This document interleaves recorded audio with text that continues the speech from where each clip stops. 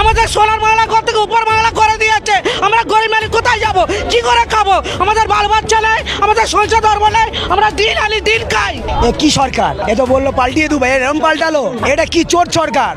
এ তো মানুষের পেট কেটে নিচ্ছে, মানুষের চিন্তা করলো না সরকার।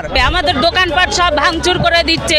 তাহলে এই সরকার এসে উন্নতি করবে? কি উন্নতি করবে? জনগণই তো এই সরকারকে নিয়ে এসছে। হ্যাঁ, যত জল তোকে সব তুলে দিয়েছে স্টেশনে, আমরা কি করে খাবো বলো দিদি? আমরা চেয়েছি উন্নতি হোক, তার জন্য সরকারকে এনেছি। আর সরকার যখন এই উন্নতির ছিরি বিনা নোটিশ ছাড়া এটা হয়েছে।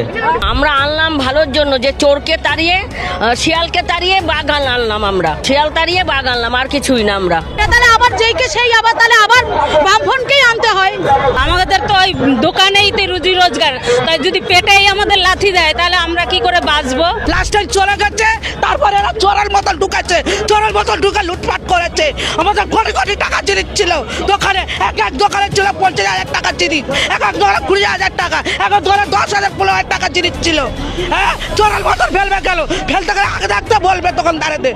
ভোট দেওয়ার বেলা মা মাসি আর ভোট যেই হয়ে গেছে, সরকার হয়ে গেছে, এখন পেটে লাথি মারছে। তাদের বাল বাচ্চাদের কি হাতে